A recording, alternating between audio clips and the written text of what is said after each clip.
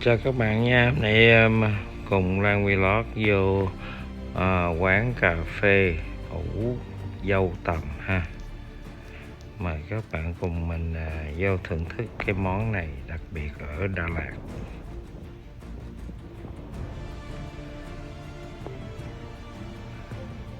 Let's go inside thì có cái đặc biệt lắm.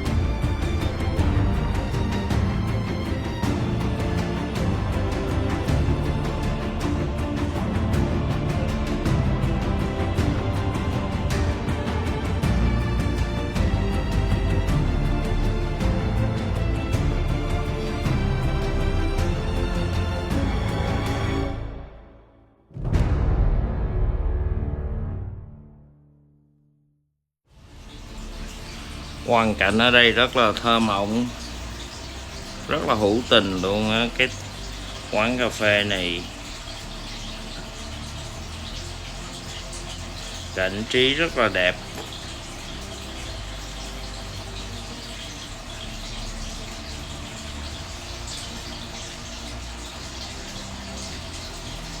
Với cái sương mai của miền Đà Lạt tạo nên phong cảnh thơ mộng quá các bạn ơi.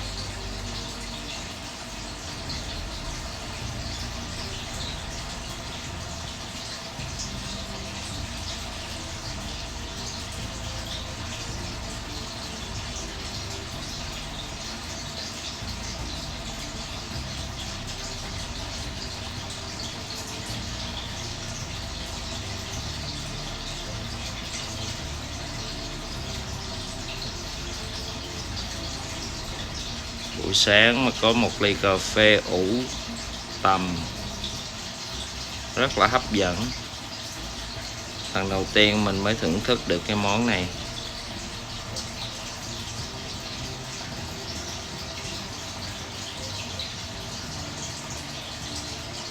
Cái hương vị rất là lạ.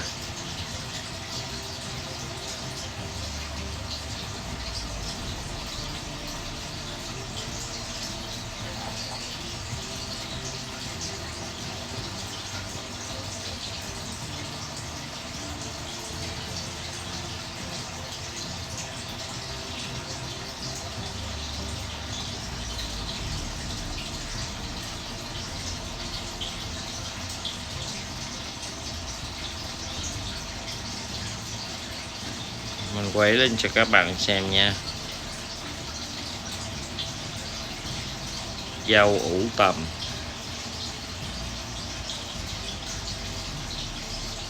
rất là đặc sản của Đà Lạt.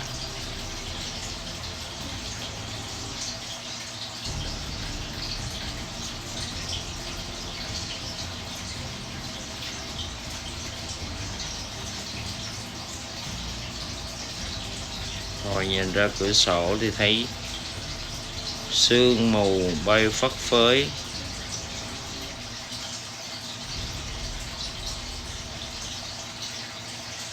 Quá tuyệt vời.